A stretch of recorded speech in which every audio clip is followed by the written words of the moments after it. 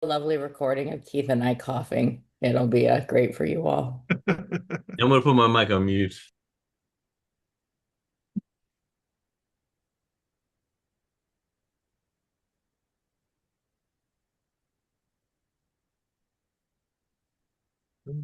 We can probably start easing into things here. Thanks, everybody. Welcome to the last Food Safety and Quality Community Practice Meeting of the year. Happy December. Um, so I figure we can start. Susan, if you have anything you want to share from your end, we can do that. And then I'll lob it over to Billy to queue up our presenters for the day, if that sounds good to everyone.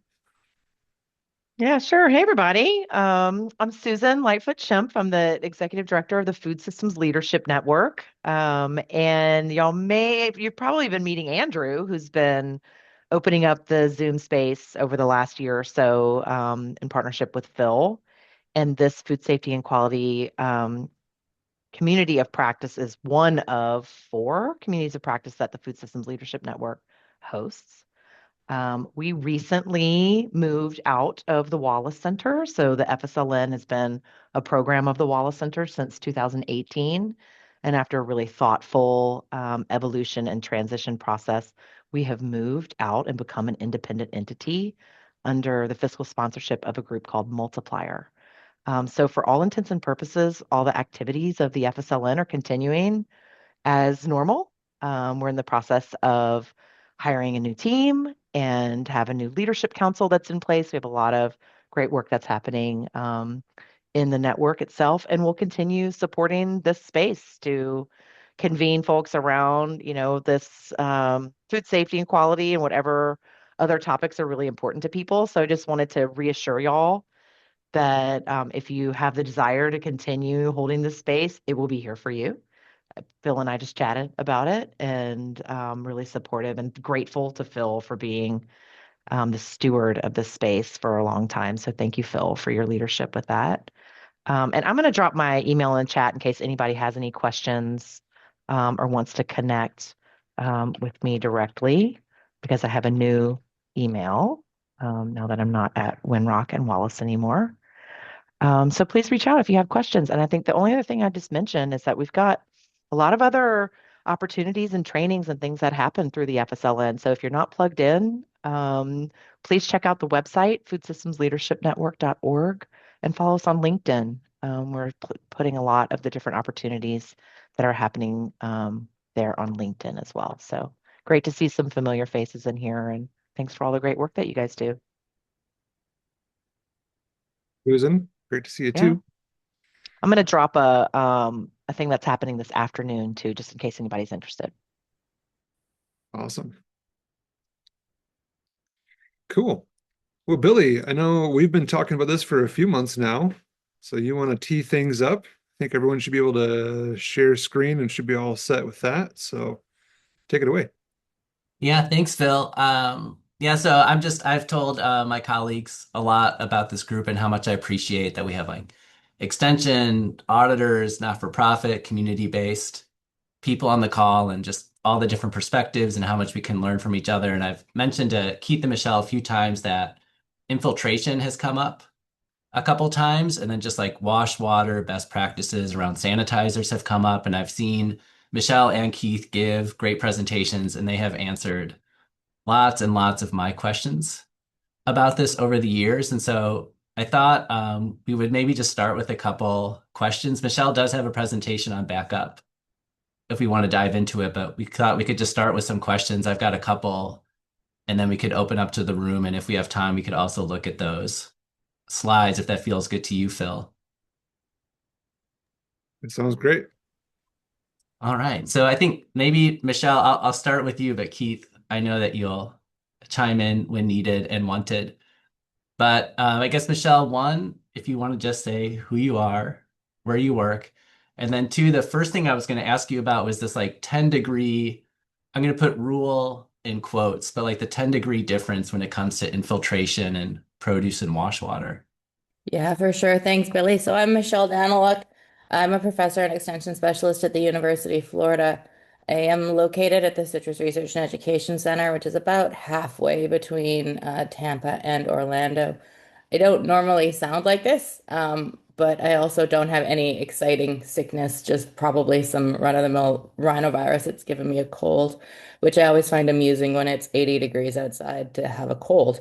Um, Yeah, Billy, I will call it the 10-degree rule or 10-degree dogma because I think it has very quickly become a dogma within the food safety space that if you're 10 degrees warmer than the pulp temperature of the product, you're safe and you can't have infiltration happen at all. And it's really not that at all. That 10 degrees temperature differential comes from the Florida tomato best management practices, good agricultural practices rule. That's a state rule in the state of Florida for tomatoes being packed in Florida, and that infiltration it can be a problem. That 10 degree safe differential doesn't come based on any research done in food safety. It comes on research done by a retired colleague of Keith and mine named Jerry Bartz, who's a plant pathologist, on work he did in the early 1980s, late 1970s, before some of you may have been born, where he was looking at infiltration of different plant pathogens into tomatoes during washing. And even then, it was a number he threw out, but I think he would not stand by it scientifically. So it's out there. It's in some literature from published in I think 82 or 83. And it sort of moved into the TGAPS rule because it was the best information we had. Certainly, anytime Keith or I have pushed back or pushed at the tomato industry in Florida to change anything in those TGAPS documents, they've been very hesitant, and they've been very hesitant because what they've been doing has been working for so long, so they don't see a reason to change. But we see that number then pop up sort of everywhere else in the literature, right? I know it's in the papaya best management practices document. We hear about it in different audit. We've seen it in different audit schemes, but it really is should not and is not a safe harbor that's out there because more than just temperature is important in infiltration, right? Stem scar age matters, type of product matters, time is probably your most important variable. In terms of infiltration, and then depth of submersion all matter as well. So that 10 degrees won't keep you safe if you have other factors going wrong. And I'll bump it to Keith, who also has a cold. No, sinus infection. Sorry. Yeah. It Just to kind of, doesn't normally sound like this.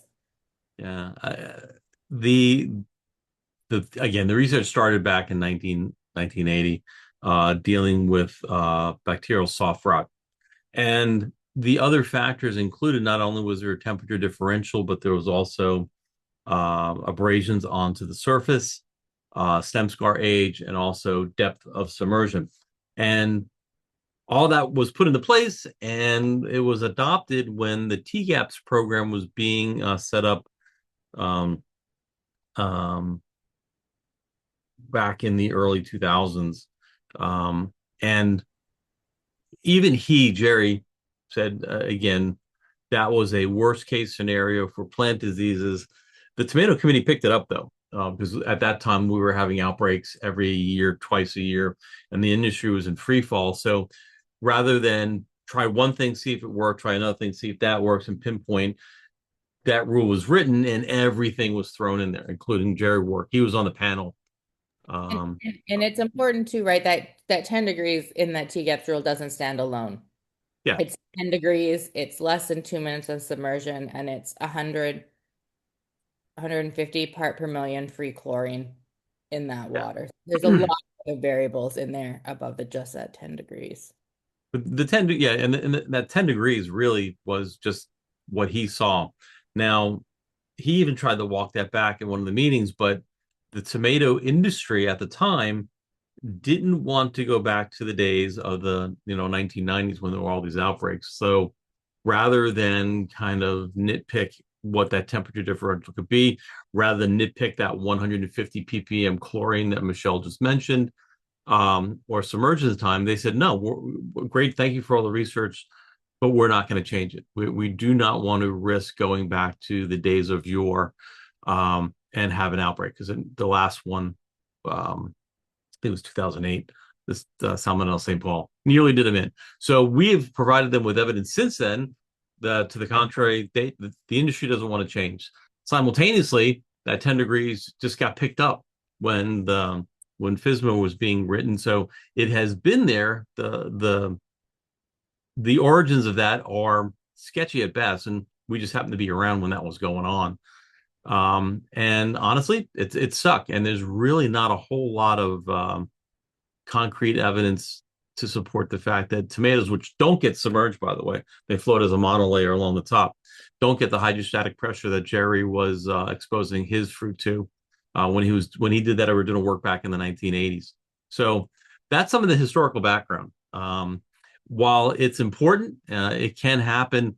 It's very complex, and quite honestly, there's a lot of other things that are probably more impactful to worry about, in my humble opinion. But that's where it all came. That's what it all started with Erwinia carottava, Pectobacterium. Now, that's how long ago it was. They changed the name. That's great. Thank you. And I was going to put Stacia on the spot because she's asked about this with the apples, but Corey or Lindsay, in your auditing experience, does this 10 degrees come up, or do you have additional questions when thinking about the audits? Personally, I don't, just because we don't sell tomatoes at Organic Valley, or really any of the commodities that would be susceptible to infiltration. So, but super interesting topic nonetheless. Yeah, this is great. So my main question is, which commodities do we need to worry about? It hasn't come up too much in my auditing experience, because a lot of the farms I'm auditing aren't washing, which is an interesting trend. But and they're smaller farms, so they're definitely not washing tomatoes.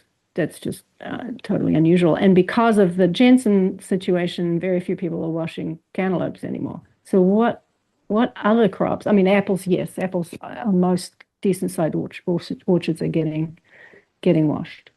There's One, published data on 4 commodities: yeah. tomatoes, apples, oranges, and mangoes. Okay, so oranges and mangoes are not something that ever come in my way, although I am here in Texas and I just did, you never know, it could happen.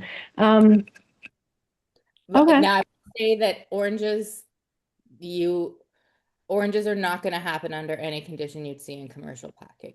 Okay. Okay. And apples, well, I guess the apples, when they're initially dumped into the first tank out of a bulk bin, there could be issue with crowding and too much time in that water, and then they're in a flume where they're just floating on the top. Or if they're floated out, right? Like if they're dropping those bins and floating them out, those lower apples can be Right. quite a bit. Yeah.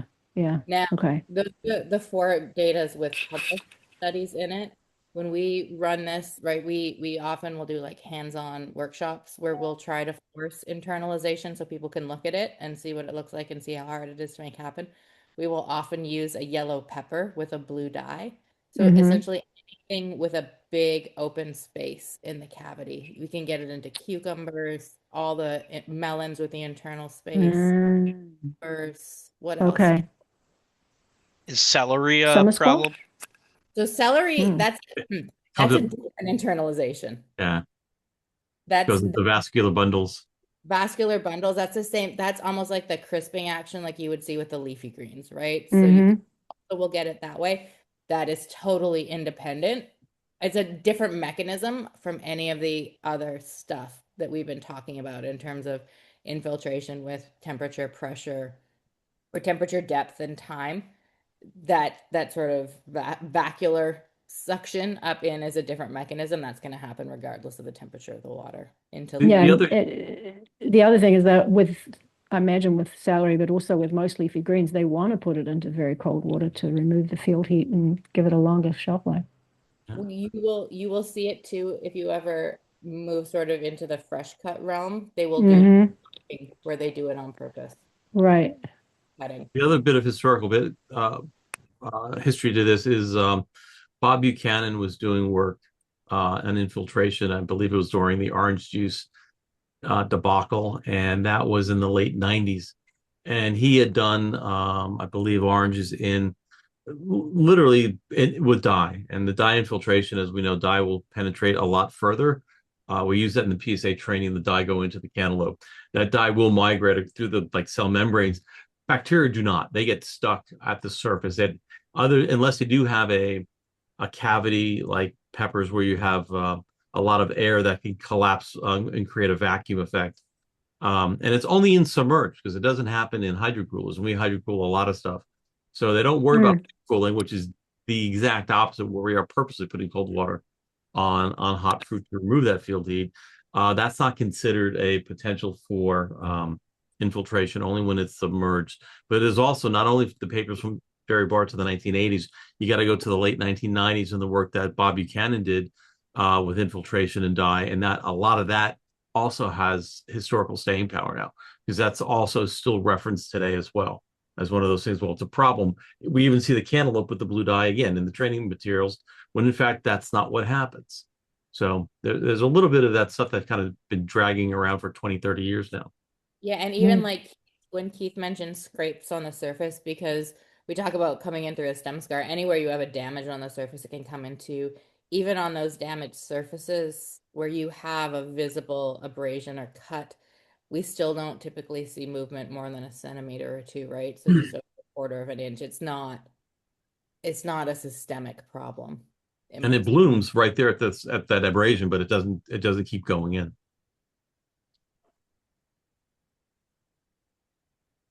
Yeah, very cool. So we Thank you. should I've be definitely talking to people tried about. to. Oh, go ahead. Okay. I was just saying we should be talking to people about if they're submerging cucumbers, summer squash, peppers.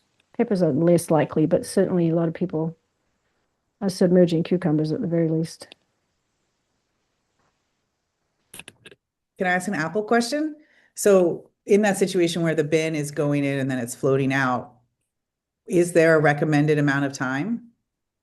As short as possible. Okay, cool. And as much sanitizer as they're comfortable putting in there. Awesome. So none of the work, I'll say this, none of the work that's been done to date, the research that's been done to date, has been done in the presence of any sanitizer. So we would assume that a sanitizer would control the problem, and then if there was internalization, it wouldn't matter. It would just be water. That work has not been done. I know Laura Strawn is trying to get funding to do that, but it's a question that we have. Like if I'm managing my sanitizer properly, is this still an issue I need to worry about? And I'd say that's an unknown, right, Keith? Yeah, I would say so the work that you've done, I've done. If you have proper sanitizer, I don't think the internalization. I'm speculating here. I would not be worried if you. Our assumption is that it's not, but the work hasn't been done. So I think for apples, that's where I'd lean. Steve, I see your hand up. Yeah, so what I hear a unstated recommendation from you guys, and I'll put it in terms I've used before: avoid food safety theater. Recommendation number 1, avoid food safety theater. Recommendation number 2, look at the risk of your process and how the process, which includes the product, creates, shares the joy of a infected, contaminated fruit. So there's 1, 2. And those are not typically called out that way in audits, right?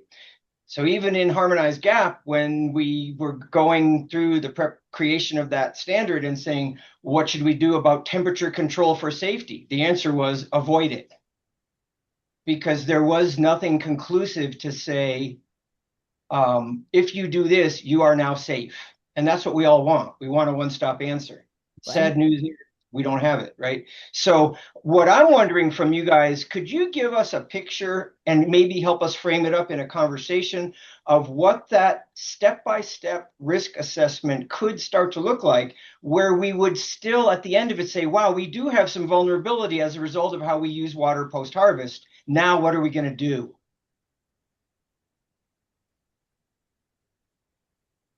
So there's a bunch of contributing factors.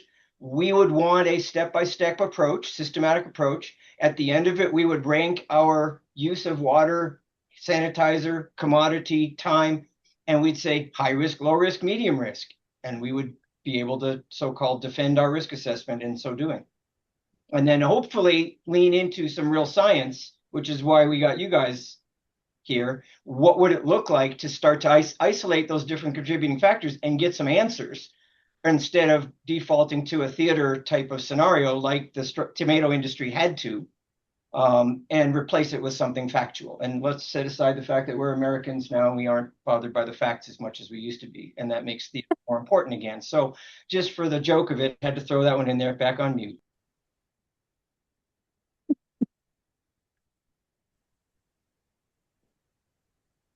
Keith, do you want to start this? Again, I lot to unpack there. I mean, as far as what to prioritize, or you're actually setting up a risk assessment. Risk assessment, I'll leave to Michelle. My soapbox is always going to be proper sanitation and maintaining proper levels. We've shown that, again, by maintaining the proper level of sanitizer for the amount of demand in the water, you can minimize cross-contamination. And at that point, once it's in the water column coming off a contaminated piece of fruit, its ability to actually not infiltrate, but just attach to another piece of fruit drops to virtually zero. I don't want to say zero, but as close as we can get when you properly sanitize. I guess the first thing, Steve, would be is not to, if you can avoid water, avoid it, right? I mean, don't commingle that fruit. Now, again, certain things have to use water to prevent bruising. So first thing is, again, if you can avoid it, great. Second, manage your water properly. And again, just proper chlorination, peroxyacetic acid, whatever you happen to be using. And that will prevent cross-contamination. Again, reducing the problem. After that, again, the other thing, if you are using water, is limiting time within the system. The more time it spends in the water, temperature, no temperature, the more chance of it's going to absorb whatever's surrounding it. So again, limiting time. And even Jerry was had a 2-minute. He basically saw nothing under even temperature abuse conditions, no transfer or internalization when they were submerged for less than 2 minutes. So time management would be another. Actually running the running the risk assessment, I'll throw that to Michelle. But in my order, to me, again, just one, if you don't use water, if you don't have to. Two, if you are, manage your sanitizer, understanding, what the demand in the water is going to do, what your free levels are going to be to prevent cross-contamination, and then managing the time spent in that system, because those will all contribute to the potential contamination from being clean fruit and picking up something from a not so clean fruit in that same system. So yeah, Steve, I'm gonna start. I typically, when I have this discussion with people, when we start, I start with asking them 2 questions. What do they know what the temperature of the product they're harvesting tends to be, right? Do they know on the worst day, on the hottest day, what is that pulp temperature of what they're harvesting going to be? And I'll tell you, most people don't have a great idea. And then I ask them the next question: what source of water are you using to fill whatever you're submerging the product in? And what is the temperature of the water you're using to submerge it, right? I grew up north. Our water came out of the well so cold that in the summer, right, we'd have condensate all over our toilet bowls because that's how cold the water was, right? It's coming out below 40 degrees. I don't want a situation where someone's putting a hot piece of product into that water at 40 degrees, right? I want to have those two equilibrate to each other as much as is possible. And there are options to warm that water up, whether it's filling the tank the night before, or just without having to add a water heater into the equation. So I think I typically would start with people at that. You want to know what your variables are to see what that risk will be. And the closer you are in temperature to each other, the less potential for infiltration that'll be. The quicker you're in the water, the less time for infiltration that would be. But those first two questions of what even are the temperatures you're working with are not ones that most people I've interacted with can answer me at. So that's where I'd start my risk assessment. And degree thing, you're not saying that specifically. You're just closer to. I like to say I say closer. I say as close as you can get those two to each other, you're going to eliminate it from the equation. And I can point to peer-reviewed papers that essentially say that. So if the water's at the ambient temperature it might be at, which I know, and even in really hot weather, it'd have to sit out in the sun to get close to the core temp of the vegetable or fruit. But so if it's in a building, it might be what, 50 to 60 degrees? It's variable, right? It's going to depend on where you are, building is set up. Right. So it's really systems dependent, which is why in a talking to a broad group, I have trouble with that. But in a one situation, we can have that discussion, right? We can pulp temp fruit, we can look at water temperatures coming out, and there are actually great maps published that show typical groundwater temperature coming out of the different states, right? I know if I'm pulling water out of a well in Florida, it's going to be above 70 degrees all the time. Okay. But we also have incoming fruit at 90 degrees plus. That's not unusual for the summer months or late spring. Yeah. Question for you about pulp temp. If what Keith's saying is true, that microbes don't infiltrate deep into the I think why we should listen to and this. what matters? Because it's the vacuum formed by submerging the hot fruit in the cold water. And so this points to, I think when good 10, 15 years ago when the sort of qualitative risk assessment conversations were going on around harmonized gap time, I think there was also a move among many industries and certainly among smaller operations to single pass water, product cleaning. And so when and water quality, Keith, I want to just throw into you, are we saying sanitizer specifically or microbially safe, as in potable water, would also reduce the risk? I want to avoid potable because that's a drinking water standard imposed by EPA. The water coming into, say, a packing house flume, as soon as that first load of produce goes in there, it's going to be filthy. So you probably no longer be even if it was potable water going in, the first time you dump one load in, it's the hell at that point. And again, we're only talking submersion water, right? We're not talking any sort of a shower. Yeah. But that water, even if it has high levels of COD, if you have an active residual, which means you have oxidized all the material in there, or broken down, depending on what your sanitizer is, the only thing that's going to react with is going to be, say, the bacteria in the water. So once you overcome the organic load in the water, even if you can't see your hand in there, that's how dirty it is. It's still going to be efficacious. So that's one of the things where, the water can look fairly filthy, but if in fact you have an active residual, that cross-contamination is not going to occur. But at the beginning of the day, where you're putting maybe a gallon an hour into a system, you may be putting 5 gallons an hour at the end of the day to achieve the same level of free sanitizer. So you are having to compensate, but as long as you maintain that active residual, you're not going to have any of those potential bacteria being transferred. That's one of the things. Water, that water is filthy, yeah, but it's clean because, again, you might have organic material, tannins and other things that are going to make the water opaque, but the actual organisms that are make you sick are not going to be viable because you still have that active residual in the water.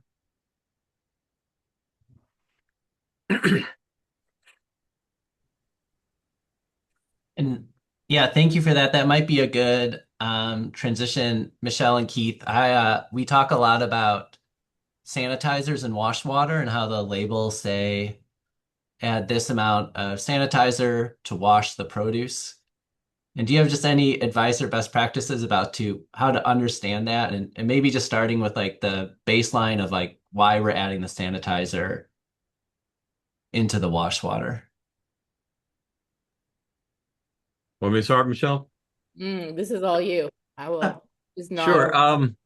So again, we use something like chlorine, sodium hypochlorite, which again we put in the water, we're going to become hypochlorous acid. That hypochlorous acid is going to react with all the materials in there, and I always refer to this breakpoint chlorination, which means you may put a certain amount in there, but it's not going to be efficacious until you've oxidized all the material that's in that water, and then once you've done that and you've oxidized any metals, you're going to do nitrate to ammonia, and then that's going to break down. And then ultimately, once all that chemistry is done, the easy stuff, then a residual of free chemistry or free chlorine is going to be left. And that free chemistry is then going to perform the actions that you want it to. Understanding that whole breakpoint philosophy, and again, allows you to properly adjust the sanitizer. So that's what you need to do, is achieve a level that is going to prevent that cross-contamination. Now, we've set a limit here in Florida at 150 part per million in flume water, which is excessive. And we've done plenty of studies to show that we can go lower, even under high organic load, and still achieve some level of safety. Again, that has been shot down by the industry, not us, because they don't want to go back. If you look at other recommendations around the country, you see levels maybe 10, 15, 50, whatever, 50 parts per million of a particular chemistry. And as long as you can show that you're not getting cross-contamination, or, pull up some white paper that has that data in it, that's fine. The amount of chemistry that you put in really depends on, what organisms we're trying to get rid of, what's the temperature of the water, what's the organic load in that water. All those contribute. And it's a little bit of a, little mathematical gymnastics to kind of figure it all out. But ultimately, once you get the hang of it, it gets pretty easy. But yeah, you just want to put enough in there to prevent cross-contamination. Remember, and again, you guys all know this, I'm sure, for the legal eagles out there, we're not cleaning the fruit. We're just preventing cross-contamination. We're not guaranteeing in any way, shape, or form that we're going to reduce the amount of pathogens in any one particular piece of fruit. All we're going to guarantee is that we're not transferring something off of one fruit to the other. And that prevention of cross-contamination is much less rigorous than trying to sanitize the surface of a piece of produce. In some cases, you can't prevent or clean off like a netted melon or something really complex. But preventing cross-contamination in the water is very doable. So the 150 that we did for the tomato industry close to 20 years ago was a knee-jerk reaction to a pretty desperate time. Since then, we have recommended on several occasions to lower that, maybe down to 100 at the very least, or 75. And they have balked at it because chlorine's cheap and outbreaks are expensive. And the industry is always worried about not the big guys, quote unquote, is the people who said, okay, if I can do 50, I'll do 20. And then there's an outbreak that affects the entire industry. But the sanitizer you use, again, is only there to prevent cross-contamination and, again, overcome the organic load in the water to do so. Things like, again, chlorine are very sensitive to organic load in the water, whereas if you have something like a peroxyacetic acid, PAA, tsunami, selectricide, those types of things, those are more tolerant, actually. They're more expensive, but quite honestly, they're able to handle a much higher load of organic material and still be efficacious. So those, heck, we've done studies as low as 10 part per million under load and had good success preventing cross-contamination. Chlorine, quite honestly, we've gone a little bit higher under load, where maybe 75.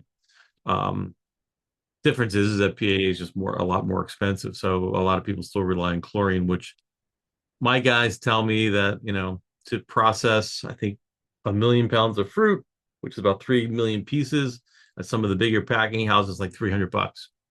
That is not where the costs lie for them. Keith, one of the things that I have problems with now is, at least on the PSA list of sanitizers, there is no chlorine product that's labeled for use to control human pathogens in wash water. So where are they finding this chlorine product? There are a few out there. There are few and Mhm. far between, and Mhm. this is one of the things that we run into is that finding chlorine that's labeled for agricultural, we're treating agricultural water, which is all we're trying to do. Mhm.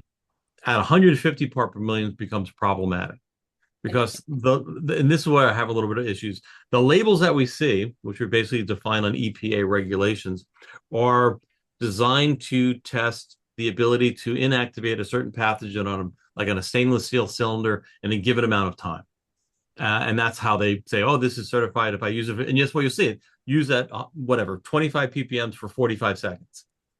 Those instructions are meaningless to the ag water industry because, again, they're meant for a total different standard that's trying to be met. The levels that we're stating are really not the instructions on the label, which I wish they would clarify that, because quite honestly, those things like PAA is another one, 85 part per million for 45 seconds, and that's kind of universal, right? Well, you're not going to use 85 ppm because that's the maximum. You need to have a minimum. 40 ppm, let's say, is your operational limit, and your max is, or your critical limit, and 85 might be your max limit. Well, what time do I use for 40 ppm? It's not on the label. That data doesn't exist. So the EPA label that is on every bottle of sanitizer, which we tell everybody to look for and follow, really is misleading because one is for a different standard. Two, it's giving kind of conflicting information when in fact what it should say is that 150 part per million, if you maintain that residual in water, you prevent cross-contamination. And a lot of that work still needs to be done. We've done a couple of small studies that shows that, yeah, we can prevent cross-contamination. But the label is a little bit confusing. What you want to be able to do is make sure that it's labeled for use at the max limit you're going to use it at. That way you don't run any risk of chemical contaminations, like if your chlorine had lead or cadmium or other type of contaminant. It means it has been produced at a standard such that those secondary analytes in the water aren't going to be toxic. But yeah, I get a little frustrated with the labels. And the reason is they're instructions for a completely different process altogether than what we're trying to accomplish in the ag water.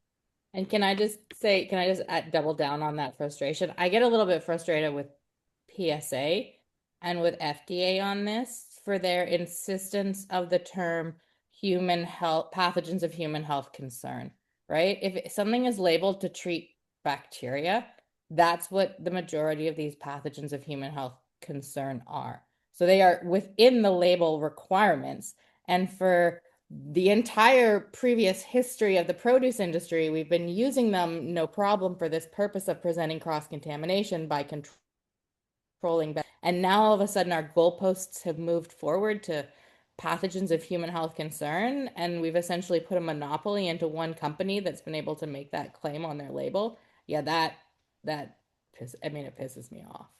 So and when I talk to the folks in EPA here in the state of Florida and ask them, do you have any concerns with this? They kind of look at me like I'm crazy for even asking the question. Why would I have a concern with that? You're using it within the label. Right, and it's the chemistry that works, right? So we have this thing where all of a sudden Sanidate 5.0 isn't okay for wash water and Sanidate 15 is, but the ppms are going to be, that's what you need to worry about, is what I understand. And they're relatively the same. It's like 30 to 80-ish.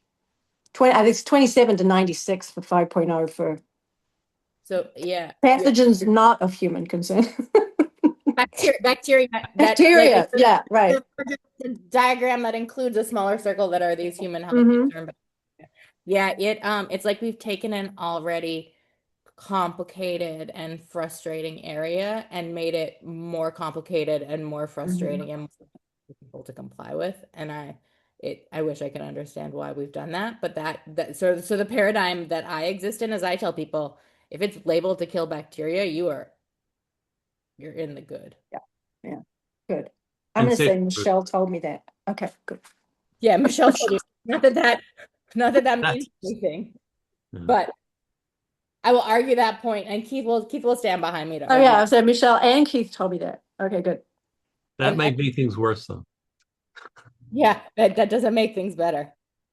Especially if you're trying to fight with FDA, it makes it a lot worse. So Half of them are my students, and they hate me still to this day. So no, it is frustrating. And we even called up Ecolab once when we were writing the tomato metric guide, and we asked them, well, what level should they use it at? Well, 85. Well, that can't be a minimum and a maximum. You have to have, what's your minimum level? I said, is it efficacious at 40? And this is Ecolab. We don't know. I'm sorry, you don't know if it's efficacious. So it's one of those things where again, my soapbox, labels are confusing. They're written for the wrong reason, and we need to start teaching them and need to start auditing them correctly. And that's going to be the difficult kind of shift in my brain. And I think too, Keith is not only called Ecolab, he also called BioSafe because we had somebody selling Sanidate 15.0, essentially telling our growers it was a kill step and saying that it was labeled to treat bacteria on the product of surface, which it is not. And those guys were good about it because I talked to their chief scientist, and he's, oh, hell no, that's not what we meant at all. And again, it's kind of like a game of telephone. Something comes out, and then by the time it gets to the farmer, the message is completely corrupted. So again, it's hopefully a lot of us can help spread the message correctly. And again, it's not, honestly, it's not that difficult if they just use the proper chemistry and monitor it correctly. Again, just preventing that cross contamination, it could get rid of a lot of the problems that we're seeing. So I want to go back to my theater metaphor again, and I'm going to, as my primary recommendation, avoid food safety theater. It's going to say, no, choose your stage and script carefully, because food safety theater will never go away. And once Dave Gombis once told me his reason why. He said, sometimes it is the best we can do, right? But we all got to question that. So what you guys are doing is saying, hey, when it's more complicated and you're trying to pick a simple solution, there may not be one. So again, back to how do I explain the assessment that I've gone through to get to the point that I'm doing what I'm doing, and what am I doing to be sure that having arrived at this conclusion, I'm actually sticking to it in practice. And I think that's what ultimately, I think we're in a time when the mantras and you know, theaters and topics are changing, right? Maybe there will be a tomato or some other technical sector that decides to write better theater for that industry. Like LGMA, when it started, was pretty destructive, but had to be, and now has fantastic technical investment in understanding its risks and hazards better. And so for you guys in Florida, one of the challenges, I think, right, was that this was law. This was not guidance. This was not marketing. This was regulation. And regulation is much harder to change. And so when tomato industry says we can't open this in Pandora's box here, that's because it ended up in regulation rather than in industry sustained guidance. Another contributing factor that we don't have yet in other parts of food safety. So when we look at your history of the 10 degrees and how it started with tomatoes and now it's a broad brush so-called solution, look at the fact that it wasn't just tomatoes, it was a tomato regulation that in particular piece got into in Florida, right? Or am I wrong on that? No, you're right. But again, also remember this is about the same time the fresh orange juice and juice HACCP came online, and the work that Bob Buchanan did, which I think is part of where Jerry got the idea early on too. So there's some history of it, but yeah, you're right. Again, a lot of this stuff gets propagated moving forward, and no one ever goes back and asks why this happened in the first place. What they do say is, well, it's been working, why change it? And that's, I can't say that's bad logic. I mean, if it ain't broke, don't fix it. But there are certain things that just became oral history, and we never go back and question where those things came from. I will say where we are seeing movement around wash water, where I'm seeing movement around wash water, is a request for some of the GFSI benchmarked schemes to require validation studies where they want the packers to do in-plant validation studies. And so I'll point to Claire Murphy, who's got a grant right now working on that specifically to come up with what a validation study looks like. She's been doing it for, I think she's in her second year of doing it. She's using apples as her model system, and she's done work in packing houses so far in Michigan, Washington State, Virginia, and she'll be in New York State later this year. And so I think she will, or her goal is to have a very good guidance document on what that looks like. I don't know if that'll ever get down to a smaller farm or smaller farm level, but certainly it's a space for you guys to look at, to continue to pay attention to, because I think, Steve, that helps ask some of your questions. How do I know this is working the way I think it's working? Why did I make these choices? And what evidence do I have that they were the right choices? Claire is very much trying to work through what that can look like for different operations.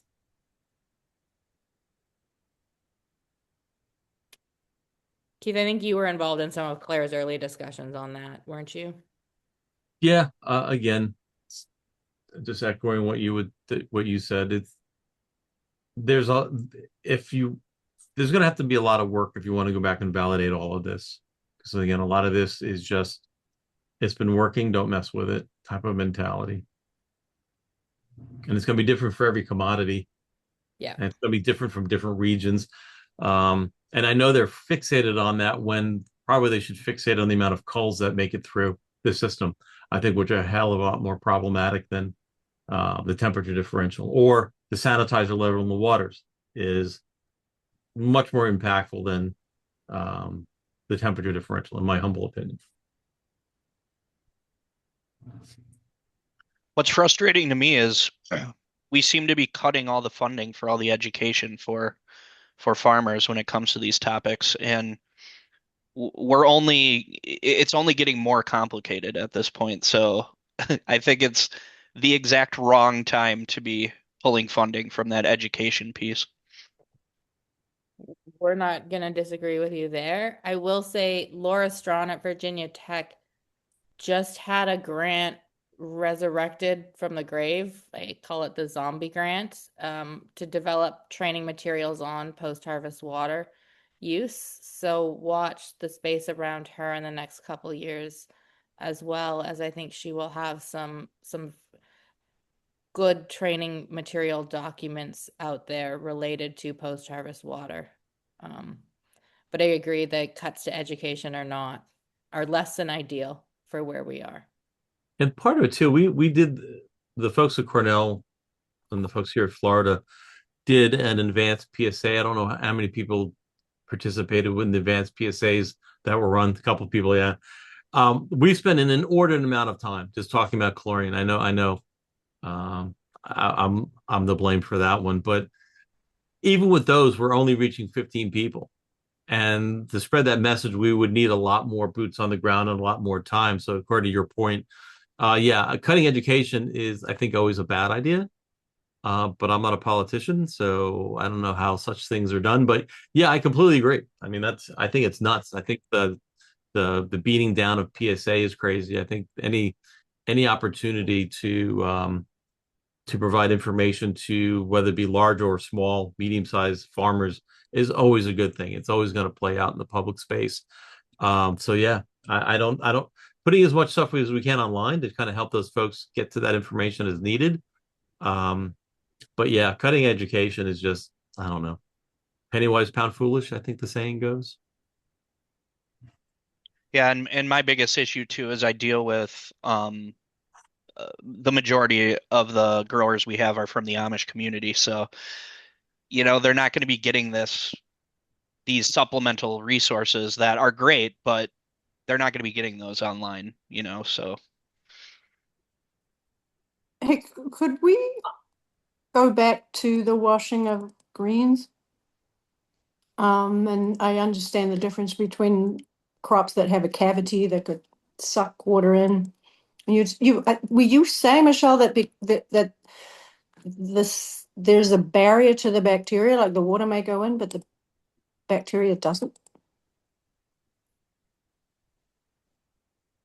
Keith is nodding. I think it was him Yeah. saying that. So I'm Yeah. gonna let him. Oh, can you say that? Okay. If you look under an electron microscope at the vascular tissues, they and the corky part of the stem scar, the holes, the passages that water and gases are transferred to are smaller than bacteria. Where dye can migrate all the way through that, and it goes to the locules, and you can actually see it going through those tissues. Dye is very good at making those entrances. Bacteria clump up right at the end there. Now you can, and I know I work with Sunny Lau on with her group at USAA ARS, and they've been able to get it to get inside, and it follows. They can force it through, but under high hydrostatic pressure, literally taking this tomato, submerging it under a foot or 2 foot of water, and holding it in for 30 minutes, you can force it into those spaces. Most of the time, though, if you put bacteria on like a stem scar, it will penetrate maybe a half a centimeter, maybe a centimeter, and then stop. It just doesn't. Lindsay, your question was specifically about leafy greens, but it's exactly the same concept, right? Mm-hmm. The vascular tissue of plants are not straws, right? They have Right. a number of mechanisms in place to prevent movement of plant pathogens that work just as effectively against the foodborne pathogens. And the same thing, well, like root tissue. I know Max Teplitsky was a colleague of Michelle and I's here, and he showed that again they can infiltrate root hair fibers, but they could, and they do move through the root system a little bit, but again, the root to fruit kind of theory doesn't happen. Leafy greens are slightly different because E. coli can kind of play a little bit of a trick, and it can colonize the stomata on leafy greens. It actually can trick them to open it up, and then they can infiltrate inside the stomata. So that's another thing to consider. Has nothing to do with infiltration. It's just bacterial survival, evolutionary traits that they've developed to actually hide in leafy greens. That's a whole different story that has nothing to really do with temperature differential. Just happens to do with the biology of leafy greens and the way these things can invade. So yeah, That just sounds like a horror movie, Keith, I have to say. but yeah, I think that was Stanford that did the original work way back 20 some plus years ago, and showing that it tricks us. E. coli can trick the stomata to opening up and then kind of like picking the lock and getting inside the door. But it had nothing to do with infiltration in a flume type of a situation. And so if you're sanitizing the wash water, maybe you could prevent that. That's more of a problem too when you think about like colonization, if there's contamination on the surface in the field, right? Mm-hmm. Yeah, so I mean, inevitably, if you took it like a couple acres of whatever leafy greens, tomatoes, whatever it happened to be, the chance of finding salmonella or some other type of pathogen, E. coli, is probably pretty high. I mean, you take a large enough sample, you're probably going to find it. And usually in low numbers, which are usually clinically not significant. If you could prevent that one piece or that one small group of, whether it be leafy greens, tomatoes, melons, whatever it happens to be, from contaminating 100, 200, 1,000 other pieces in a recirculated flume tank, the problem remains small. And I'll let Michelle explain the mathematics of the risk assessment there. If the number of contaminated fruit reaching a certain number population of susceptible individuals. So by maintaining the proper level of sanitizers in the water, it doesn't spread. It's still going to be on that 1 to whatever number that came in from the field. It just doesn't spread to other ones in a flume tank. You don't make as many people sick, in other words. Yeah, if at all. I mean, the chances of finding a susceptible individual drop dramatically if it's only on that 1 or 2 pieces. Right.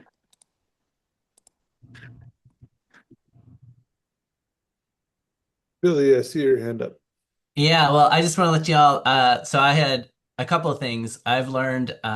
Keith in particular will ignore all time limits to talk about wash water and sanitizers, but I did only book them till 2. So I guess I either wanted to create a space to like sneak one last question in, or just have an opportunity to say thank you. And if Michelle and Keith, if there's anything you wanted to say to put a bow on it.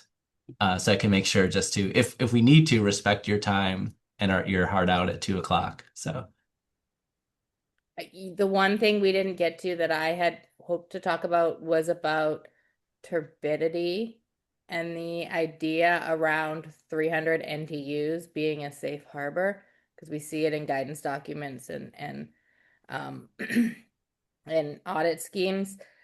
300 NTU is based on one specific packing house where that work was done, and it made sense in that operation. But I think 300 NTU is not always 300 NTU, and so again, that's a much more nuanced discussion. It for me is another one of those dogma that exists out there that I wish didn't like 10 degrees. There's no basis there for the turbidity is just a poor person's guide to figuring out when to change your water. There is no standard that you have to meet.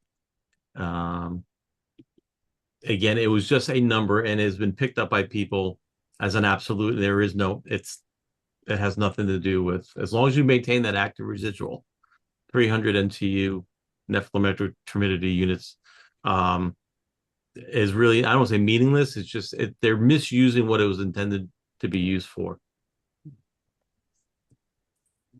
Well, can I share how that the question I brought to y'all a while ago was because I was working with a farm that was going from apple orchard that was going from Primus to Harmonized Gap Plus. They didn't track their water temps. Their PSR inspector came through and said, "Oh my gosh, you absolutely have to track this. It's very important.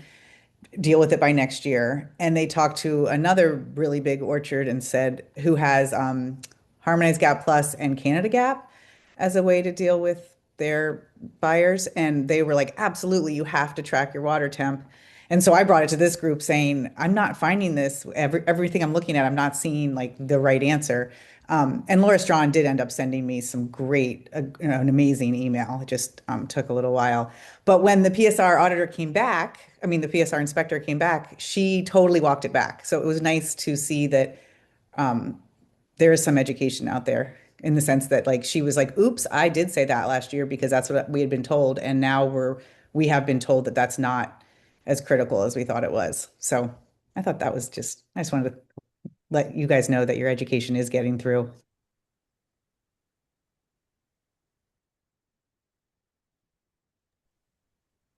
well, maybe that's a really good way. Thank you, Stacia. It's always so nice to end on like a high note. And so Keith, Michelle, I know I had told you all too, so I guess I'll say thank you. If anybody else wants to a virtual or real Thank you so much. round of applause, it means a lot to us that you came in, and thanks everybody for the really good. And Phil, I'm not ending your meeting. I'm just letting them know that. Yeah, just want to say thank you so much. Yes. Thank you very much. It's funny how it always comes back to water. Perennial topic. Hey, at some point, I'd love to have a conversation about pressure washing, just putting it in there, putting the seed. Pressure washing fruit or pressure washing equipment? Pressure washing equipment. Okay. Glad to have that discussion with you. Love to have, well, I may well be emailing you because it keeps coming up over and over this year for some reason. The Amish love their pressure washers. Not just the Amish. And not just the Amish, but I've been with many Amish this year, so yeah. And is the question whether or not you need detergent involved as well? Yeah, like how effective is pressure washing? And Jeff Stoltz was like, there isn't enough research on that. Oh, there's enough. You just have to go into the beef processing space, where essentially they will tell you don't, right? Don't. Don't. Like increase the volume, decrease the pressure. Yeah. There's a bunch of great studies in hot boxes and beef processing where they were spraying the floors to get all the blood off. It was bouncing off, and for some reason the necks, because their butt to head down, was spraying back on the neck region. So literally they were getting listeria on the front portion of the carcasses because they were just bouncing it off the floor. And there's a lot of studies showing how pressure washing can be problematic as well. And I have some great videos of pressure washing leafy green harvester equipment in the field where they're essentially just spraying the dirt back up onto the underside of the belts. So Mhm. exactly the same scenario. Yeah. So just Mhm. point them to the beef harvest literature because it's all Well, except that, I'm going to get the pushback of, well, we're not cleaning, doing it outside. We're not cleaning something that has animal whatever on it. Ugh. Well, I have one farmer, not Amish. She's mixing. He thought he was doing a cleaning and a single step cleaning and sanitizing by putting sanitizer in the pressure washer reservoir and cleaning things and sanitizing at the same time. And I've had a really hard time convincing him otherwise. So I need help. Kind of on that note, Keith and Michelle, is there a website where we can find your work and other resources that you've helped put together? Actually, if you want to just get any good scientific literature on any of the stuff that we've been babbling about, you just go to Google Scholar, and you can find anything you want that's a scientifically peer-reviewed paper. Just using regular Google will get you a lot of internet noise, but Google Scholar, if you want to get all Michelle's work, just do, I guess, what you can do, H-index Michelle Daniluk, and it pulls up just her entire catalog of publications. H-index is how we measure how good or bad we're doing.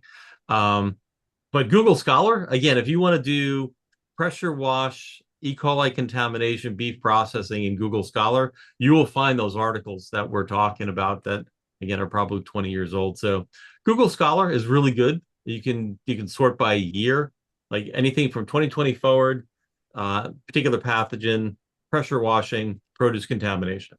And you will see there's probably 1,000 articles that are written and probably never been read by anybody because sometimes they're in obscure journals. I've published a few of those that have never been read.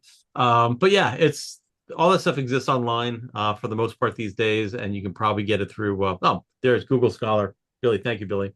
And you kind of see some of the work that we've done. And then I also put our extension website that Yes.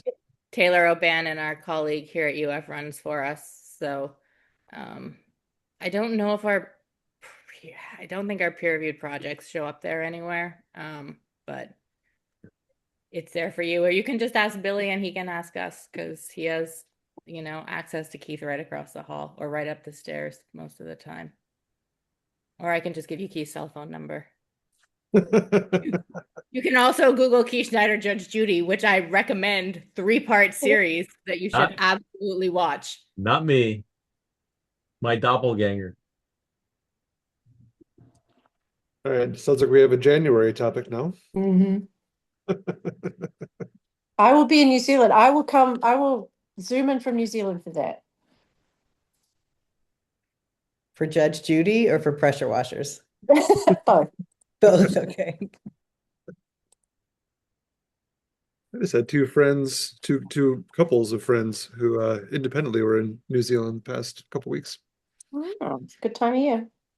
Beside the point. Anything else we want to? We have the space until 2:30. If there's any other things we want to dive into and talk about,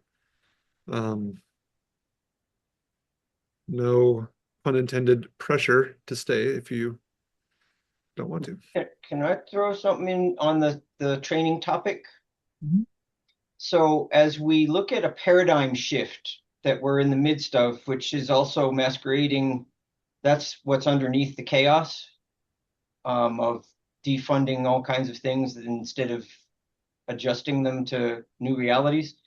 And then hearing Lindsay's description of a farmer who you have to literally convince of something, right? And we've all been there. Before it was my family never got sick and I've been drinking this water for whatever or eating this food. Okay, so we have when we come forward as a community with new training goals that are intended to be justifiably invested in, what you'll always hear me advocating for is teaching hazard and risk assessment, not teaching answers, right? And I think that's where we now have more exposure, I think, and more vulnerability than we realize, because in the changing globalized produce world, politics and regulation are rising higher and higher as drivers for market opportunity. And answers are fewer and fewer because those are stages in which theater matters the most. Facts don't. So I shouldn't say facts don't. Sadly, facts don't. Let's give something to it. So how would we put a different vision for training forward than the one that was heavily invested in for the last 10 to 15 years? If in fact we want farmers to learn the things that Lindsay's talking about more easily and spend less of our time in arguments over minutia, and let the scientists help us get to the facts that are needed, and then we figure out how to use them.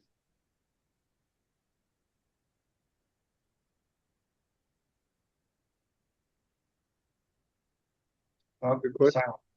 I should go back on mute, having created silence. That would be a good thing for me to do, right? Oh, and I had to wear this. This is my biblical hat. You know, I'm a hat guy, right? Lots of hats. So I had to choose this hat, which is actually a biblical quote. Because at this point, conforming has gotten us as far as it's going to. We've played by the rules for as long as we could. We're doing all the things everybody told us to do to get our farms healthy, strong, safe, access to market, so on and so on. But the goalposts are moving all over the place. So what do we do and say differently in the presence of that?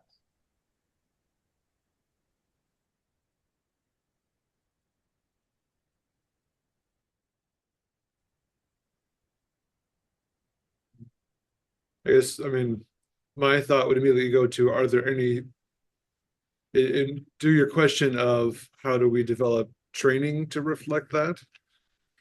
My question would be, are there any existing efforts that could be supported, you know, versus trying to create something from scratch? I don't know. Well, I'd be interested to compare LGMA's evolution and the Florida tomato industry's evolution, where one was regulatory driven and one was more market facing. See what they've learned. I mean, I feel like it's a time where there's lessons learned that are not necessarily being gathered and promulgated into this new paradigm. In other words, that's why I brought up the regulation thing and how that affects change versus, you know, like when will FSMA ever be amended? I would say 80 years, maybe. So everything that made it into regulation stays there. And so I think about what are the buyers asking and demanding? That's where the greatest education's needed, for sure. If the buyers ask for the right things, farmers will figure out how to deliver it. It's what we do. And it reminds me of my own experience in egg safety, where Whole Foods was early on teaching local egg producers their emerging standard for egg safety and welfare and so on. First thing they did was put a slide up on the PowerPoint of Marler and Clark's website landing page, and they said, "We're in retail. We get sued. This is who will be cross-examining you if you're part of an outbreak.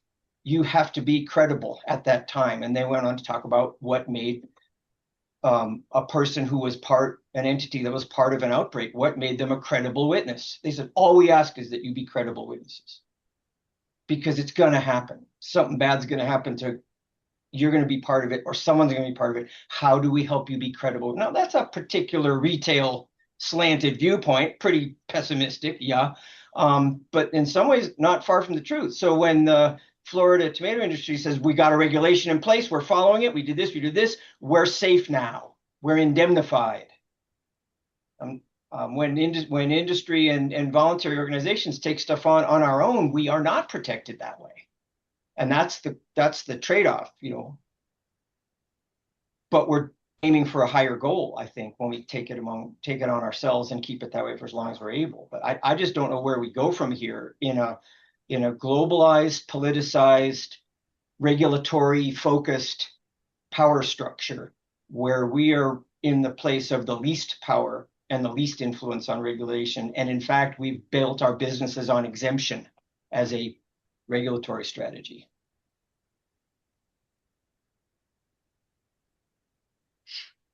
Well, these big businesses like Whole Foods of the world and stuff like that, they're always going to be, trying to minimize their risk of getting sued, right? Um, like you said, Steve, what I've seen over these years is just constant goalpost moving. Um, we do, I've mentioned it on here a couple times now, but, there's a gentleman named Jake Bowman, the son of Scott Bowman, who started Quality Fresh.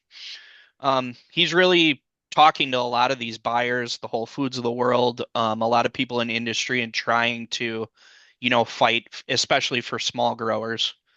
Trying to make them realize that they're getting to the point where they're pricing these small growers out of the market with their requirements of, GFSI and stuff like that. I mean, where it's going to go, I don't know, but at least we have some people talking about it and talking to these industry players. But yeah, I mean, I just see the writing on the wall for us at Organic Valley. I mean, we're getting to the point where, we may not have a produce program anymore because the cost of these audits is just getting prohibitive to these small growers. And they're asking them to abide by regulation that, in my opinion, doesn't really apply to their farms. So, I don't know what it's going to take. I mean, I guess until these big players start losing access to, to produce, but I don't know. I don't know how that, how that's going to play out. I mean, the big guys out there, the big Salinas Valley guys, I mean, they can always afford to do these more costly audits. They got staff that can, take on a lot of these big projects where these small growers can't. So I don't know. I don't know what's going to be the breaking point, but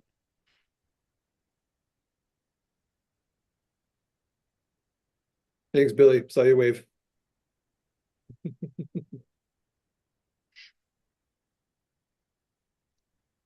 I'm just glad to see you, Steve. I haven't seen you in a while. Yeah, we're all glad you're still out there, Steve. Wearing the hats, the whole thing. Things don't change, even if You're they're right. not. You always be coach. Yeah. The thing, I think it's more a marketing. I mean, I get the training. The question to me, I'm hinting at the question of who stands behind it. And I think we're almost to the point where there's going to be marketing of food safety as an attribute. When this global set of global initiatives around cross-border consistency and regulation and so on, which has to happen because these big companies are aggregating product from so many regions now. I mean, you'd be amazed. And smaller farms like ours are supplying the biggest companies.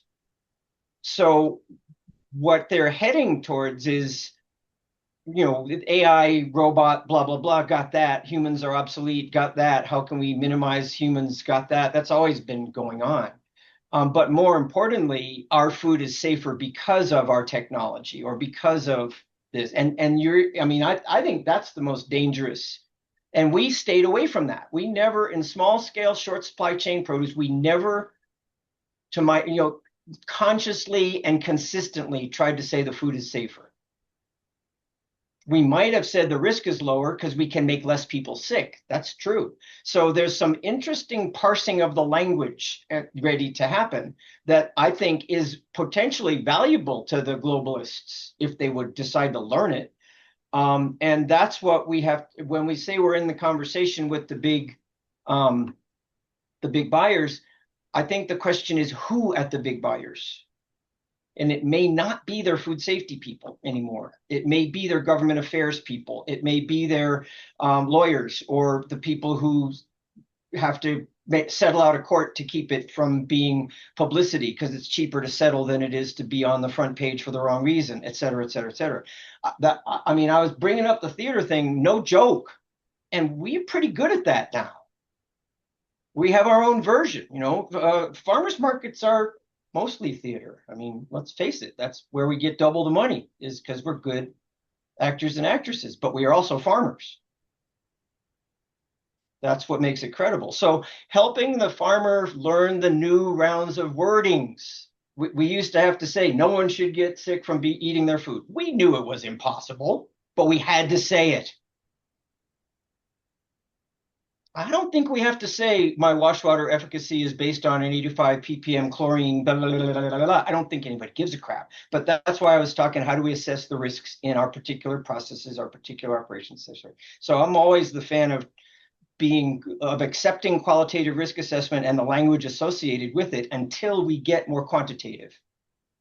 And what we heard today was I think a fantastic, open, honest set of scientists saying, here's why that numerical quantitative stuff is a slippery slope. Even the labels were created in a paradigm that is false.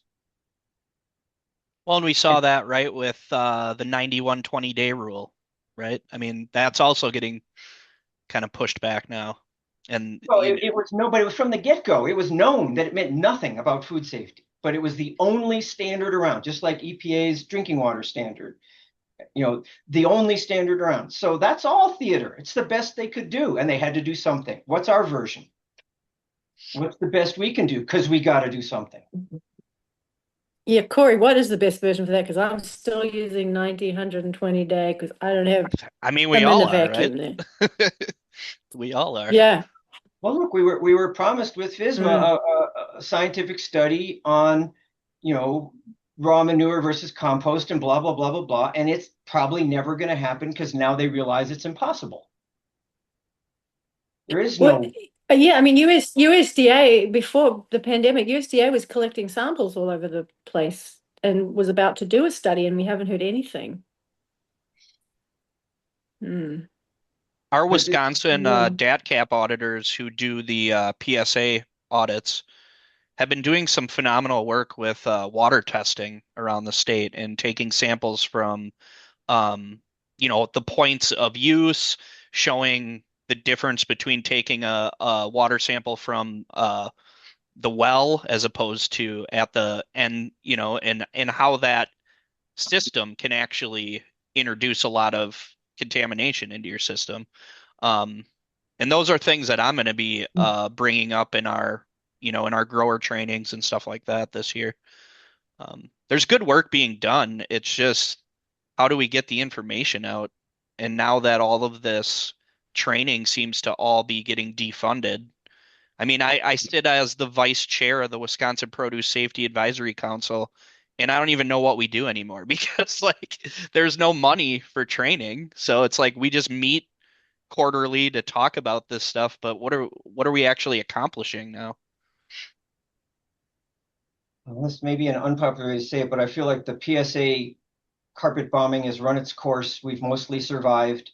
We did not learn fundamentals that make us empowered. That's why we can talk about bacterial blah, blah, blah, when most of the food safety stuff now isn't even bacteria necessarily. There's a more complicated food safety ecosystem around what are the health factors, right? It's more and more complicated. That's not what we want to talk about. That's bad theater. Okay, so what's the next generation of training and the method of delivering it and the differentiation of skills and tasks within it going to look like? I just don't think, I'm not aware of any place that I've seen or heard of proposals that address that combo. And that's kind of why I feel like throwing it out here. Dan, I don't wish I had something to say on the topic, but I think it's a new paradigm waiting to come out and waiting for people to come together with enough, and replace me. I mean, I'm done, right? The day will come when you don't have to wonder where is Steve, because you'll have read my obituary. It'll come, hopefully not too soon, but it's good. We're very few people, mine and age of folks like me, are still active in industry anymore.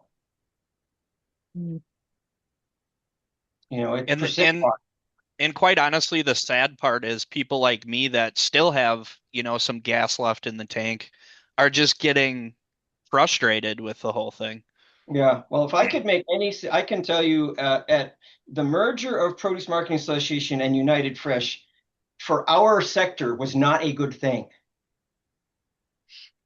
And if Organic Valley wants to do anything, it would be join it. Join it to play some defense. Lord only knows, X years of showing up, and I've got some cred there, but it's a lonely voice, right? So, and who can afford to join when these are the billionaires, right? This is the world. This isn't the same world, but it's the same customers.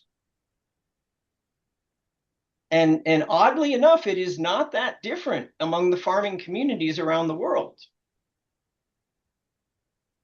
Learning who supplies those brands is fascinating.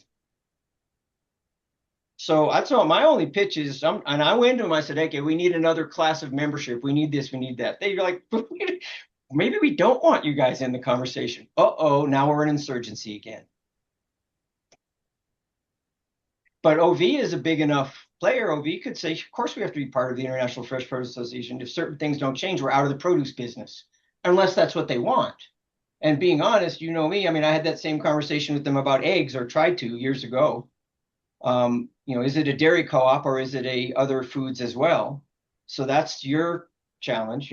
Put me in if you need me in a conversation.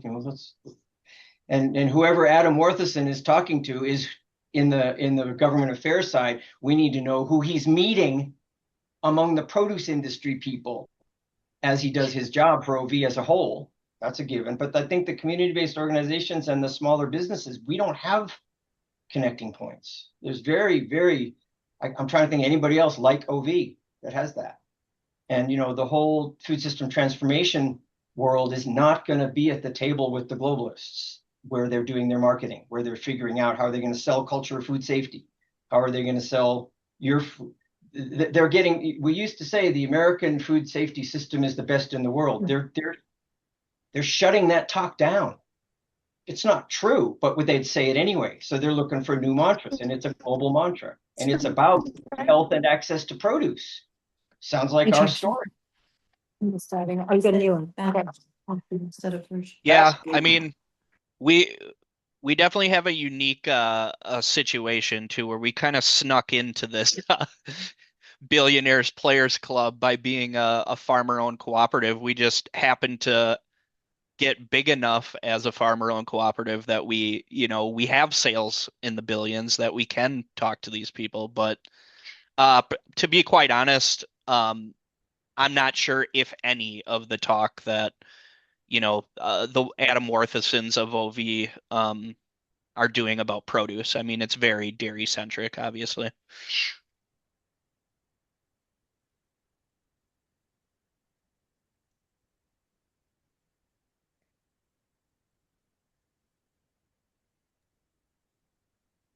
Well, we have 6 more minutes to finish solving all the problems for the year. Well, I got to ask for you guys. I'll throw it out there. And we deconstructed USDA's egg grading, the graded egg thing that USDA administers as a quasi-regulation in collaboration with FDA, but in a rather bizarre structure that dates to the agribusinessization of poultry, eggs specifically. I'm interested in any information anyone's got on safety protocols for small egg producers outside of the USDA grading structure. And I'm being careful of wording that a little bit. The way I would summarize the USDA grading structure is the things it was created to do include safety, but not the way we would do it. There's other variables they have to address, kind of like we heard with the tomato industry. When we're looking at smaller, short supply chain egg production, it's such a different world that the instructions in the USDA egg grading standards, they don't help. And so people learn how to pretend they're doing it and get themselves graded status in some situations by being small enough that they never get inspected, but that isn't what we call food safety.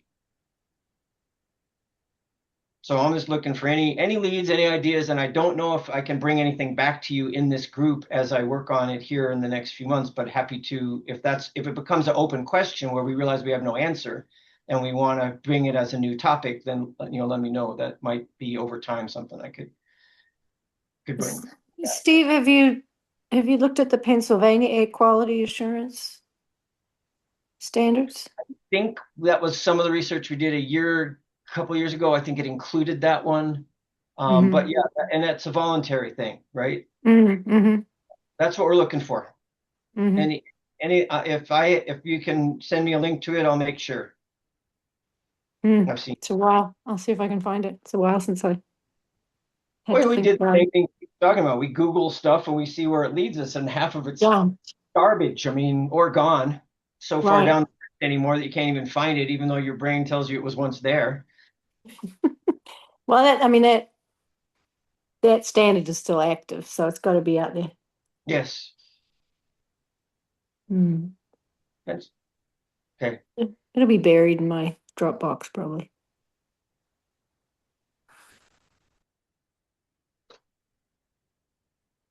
Cool. So Well, we're dropping the 10 degrees, right? We're playing defense when 10 degrees comes up. And what's our new summary?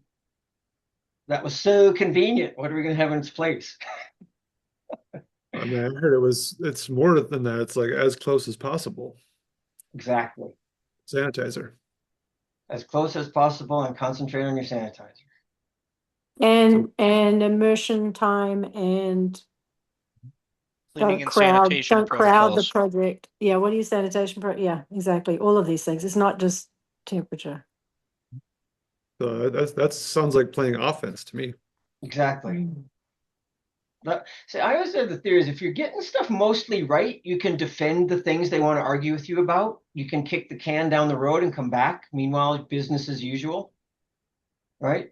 And I don't know that that's the same in the regulatory world or the audit world. If someone's expecting you to get a score and you're in a scope that if you get one more wrong, you're in trouble. But ultimately, be mostly meeting their expectations and then keep these topics open that we want to debate with them. And this is a great station. Your experience over time is a fantastic example of how that works. They came back. You didn't get into a fight. You didn't get into a battle. No, but I did have like resources because Laura Strawn sent me, I had actual data and papers if they were going to push about it. But yeah, it was great that they had learned. Stacia, can you share all that with us too, please? Yes, I kind of suck at how to post to this group. I know I did it once a long time ago, but it's not the simplest thing in the world. Okay. Someone must have taught me, but it is a really good email. And I remember wanting to post it to the group. So, and I'm sure Laura wouldn't mind. You have to get on the FSLN website and then navigate your way to the group and the chat, and it's not easy. Okay.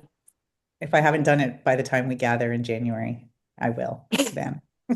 Just send it to Phil and make him do it. That's fine. Oh, sweet. Okay. That's why we just put it in the chat, right? Yeah. Yeah, that would be a long one. Phil, question for you. There's a lot of apple growers that I am on that council with for Wisconsin. Would this be something I could share with them, the recording of this? I don't think so. Yep. Is there like a certain link to the recording? There will be. So once we end the meeting, the recording will stop. It'll like do its processing thing, and then there'll be a link that I'll have Andrew share with the group once it's ready. Okay. Awesome. Cool. Well, thanks everybody. This is a great meeting, and hope you all have a wonderful end of the year. And thanks again, Michelle and Keith. And we'll that was awesome. Yeah, it's great. Thank you. Bye, Thanks guys. all. Happy Bye, all. holidays. Have a great holiday, everyone. Yeah, happy You too. holidays. Yeah.